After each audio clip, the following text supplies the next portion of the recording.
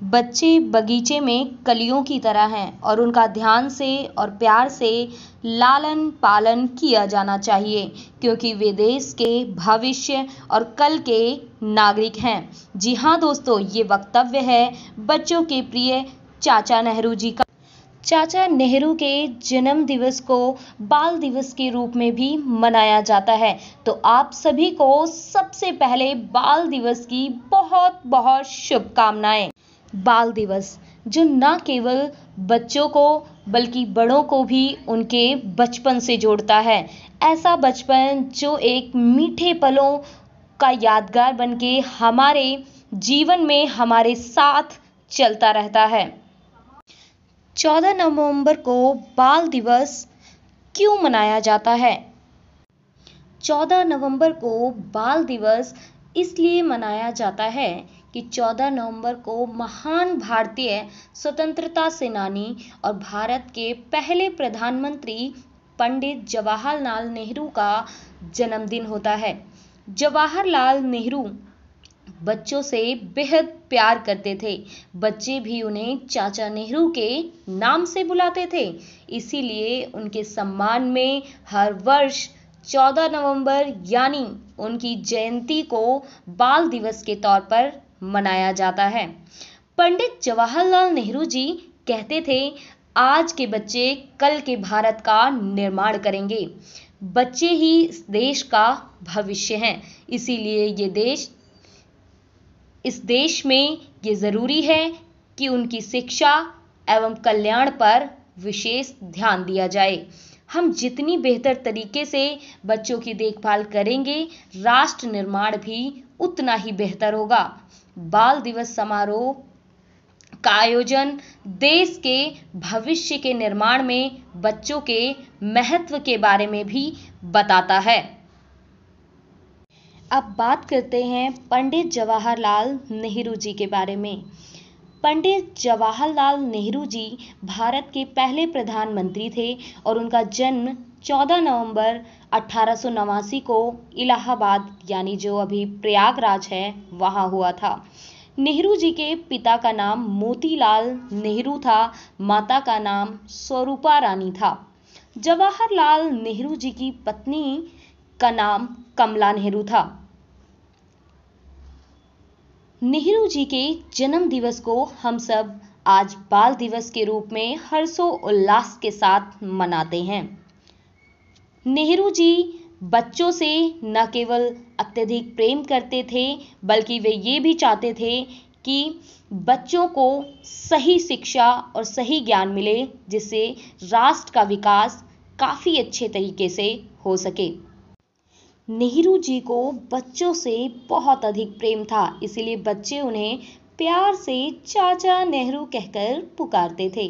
नेहरू जी ने लंदन के कैम्ब्रिज विश्वविद्यालय से पढ़ाई की थी। नेहरू जी भारत के महान क्रांतिकारी नेता थे। गांधी जी के साथ मिलकर कई स्वतंत्रता आंदोलनों में भाग भी लिया था।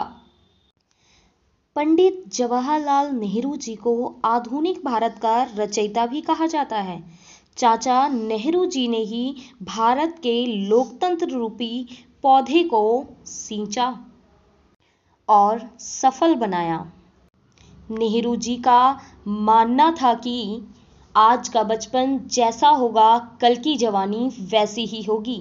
मतलब नींव सही होगी तो मकान खुद ब खुद मजबूत बन जाएगा। वो कहते थे कि देश तभी विकास के पथ पर आगे बढ़ सकता है जब उस देश के बच्चों का सही तरीके से विकास हो।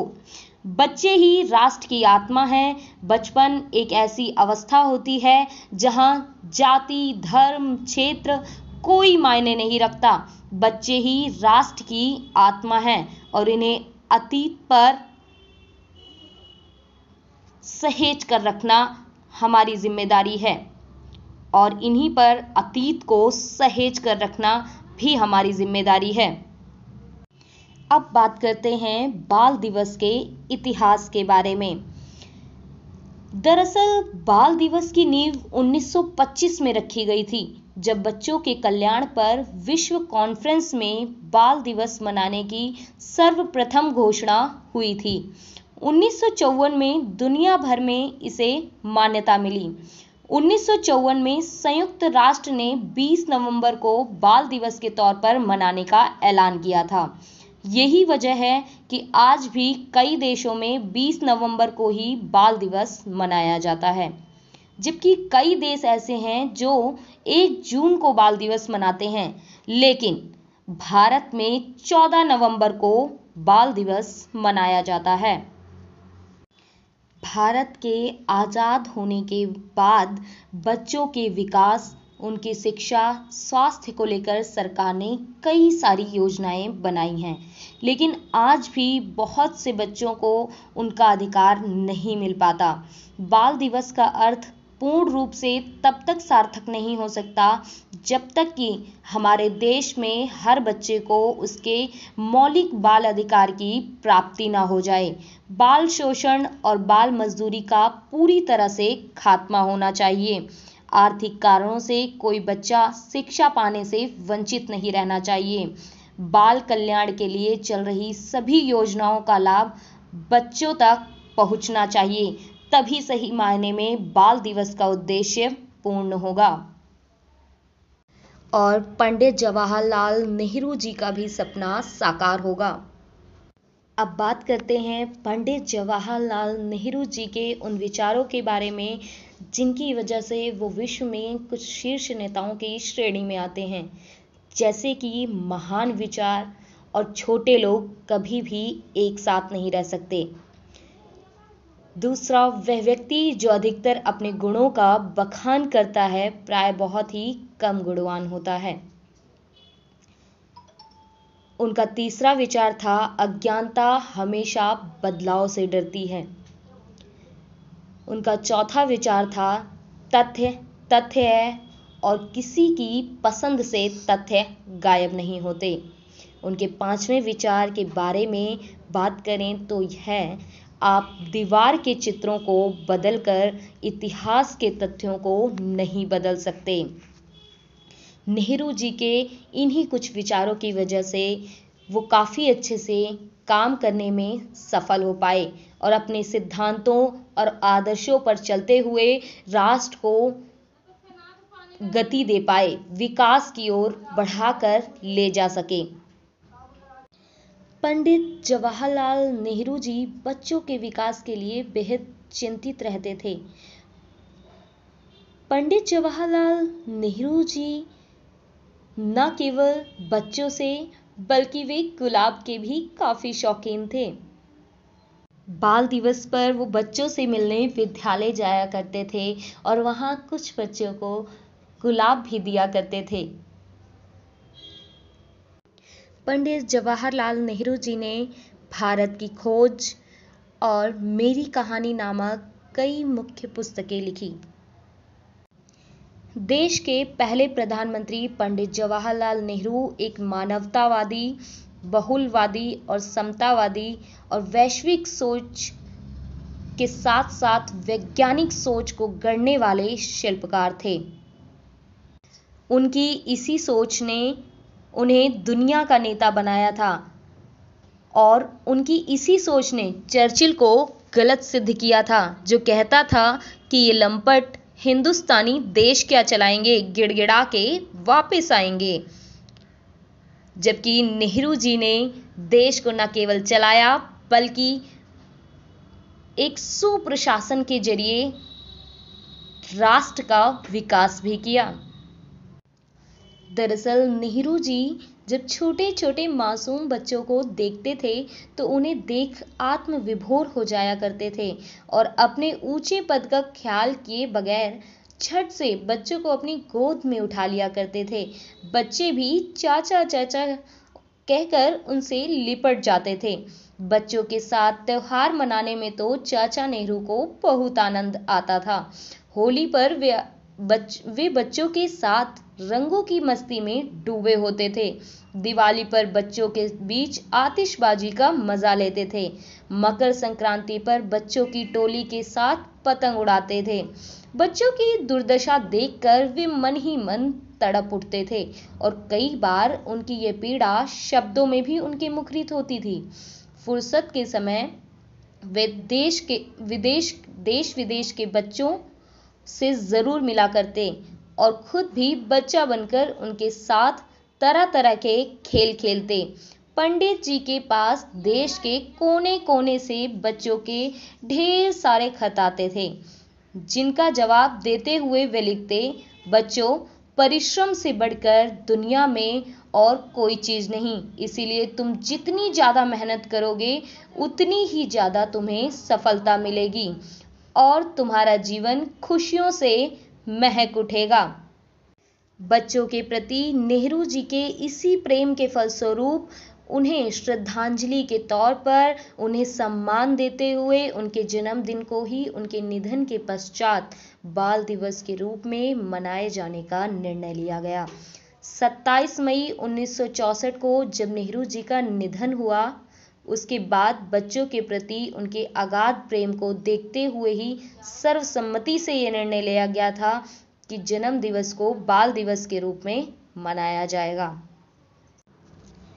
27 मई 1964 को यह महान शख्सियत स्वर्ग से धार गई, लेकिन अपने निधन से पूर्व उन्होंने अपनी वसीयत में लिखा, मेरे मरने के बाद मेरी अस्थियां देश के उन खेतों में बिखेर दी जाएं जहां भारत का किसान अपना पसीना बहाता है, ताकि ये अस्थियां देश की मिट्टी में मिल जाएं। ये वाक्य उन्हें बहुत बड़ा देशभक्त साबित करते हैं। यूं देखा जाए तो बाल दिवस के दिन बच्चे बेहद खुश होते हैं, लेकिन क्या देखा जाए तो आज के समय में बाल दिवस केवल भाषणबाजियों और साथ ही साथ चॉकलेट, मिठाइयों तक ही सीमित रह गया है। इसका जो मुख्य औचित्य है, जो मूल उद्देश्य है, वो कहीं खोता हुआ सा नजर आता है। ऐसा प्रश्न हमारे दिमाग में आज समाज को देखकर उठना लाजमी हो जाता है, क्योंकि जब बच्चों का ही दिन है तो क्यों ना उन बच्चों के बारे में भी सोचा जाए जो ना तो सुविधा संपन्न है और ना ही शिक्षित, जिनके पास ना तो खाने को पेट भर रोटी है और ना ही तन ढकने को कपड़े। ये बच्चे आपको गली गली व चौराहों चौराहों पर घूमकर जूते की पॉलिश करते, होटलों में चाय के कप उठाए या फिर भीख मांगते नजर आएंगे। पढ़ाई लिखाई और खेलने कूदने की उम्र में ये बच्चे दो वक्त की रोटी की तलाश करते हैं और खाना बदोश की तरह इधर से उधर भटकते रहते हैं। गली मोहल्लों या चौराहों पर इन बच्चों को देखकर कोई नहीं रुकता, कोई इनकी सुध नहीं लेता, यहाँ तक कि वे लोग भी इनकी जिंदगियां संवारने की कोशिश नहीं करते, जो अपने भाषणों में बच्चों के खुशहाल भविष्य की योजनाओं की सफलता के दावे करते नहीं थकते। कहने को जो राजनेता सर्व शिक्षा अभियान की सफलता की बात करते हैं, वे स्वयं ही अपने घर के सामने ईंट और रेती उठाते मजदूर के बच्चों को देख आंखें मूंद लेते हैं। क्या बाल मजदूर शिक्षा के अधिकारी नहीं हैं? क्या आज बच्चों की प्रगति का सपना केवल कागजों पर ही पूरा हो रहा है, या फिर हकीकत में इनके सपने सच होते नजर आ रहे हैं? हालांकि देखा जाए तो आज भी चाचा नेहरू के इस देश में लगभग 5 करोड़ बच्चे बाल श्रमिक हैं, जो चाय की दुकानों पर नौकरों के रूप में, फैक्ट्रियों में मजदूरों के रूप में या फिर सड़कों पर भटकते भिखारी के रूप में नजर आ ही जाते हैं। इनमें से कुछ एक ही बच्चे ऐसे हैं जिनका उदाहरण देकर हमारी सरकार सीना ठोक कर देश की प्रगति के दावे को सच होता बताती है। यही नहीं, आज देश के लगभग 53.22% बच्चे शोषण का शिकार हैं। इनमें से अधिकांश बच्चे अपने रिश्तेदारों या मित्रों के यौन शोषण का शिकार हैं।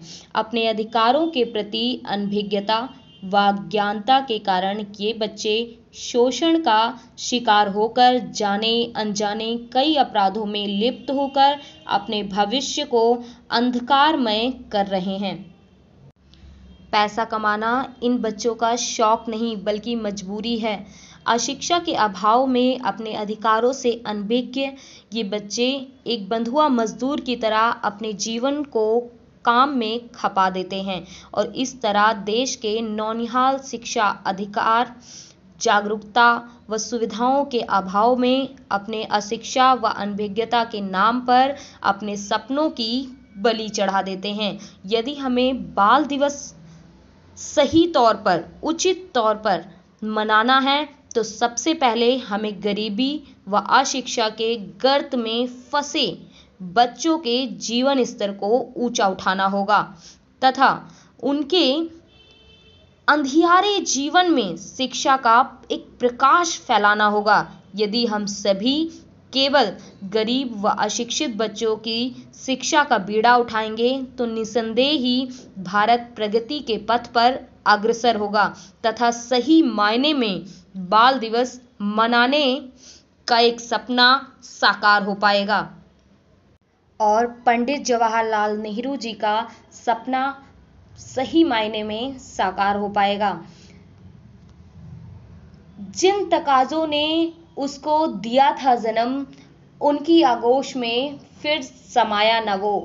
खून में वेद गूंजे हुए और ज़बी पर फरोजा अज़ां और सीने पे रक्सा सलीब, बेझिझक सबके काबू में आया न वो। पंडित जी हाँ, कैफी आज़मी जी का ये गज़ल या कहें ये पंक्तियाँ पंडित जवाहरलाल नेहरू जी को समर्पित हैं, जो उन्हें एक धर्मनिरपेक्ष नेता के रूप में साबित करती हैं। पंडित जवाहरलाल नेहरू जी किसी भी धर्म, वर्ग, जाति आदि में भेदभाव नहीं करते थे, न बच्चों में कोई भेदभाव करते थे।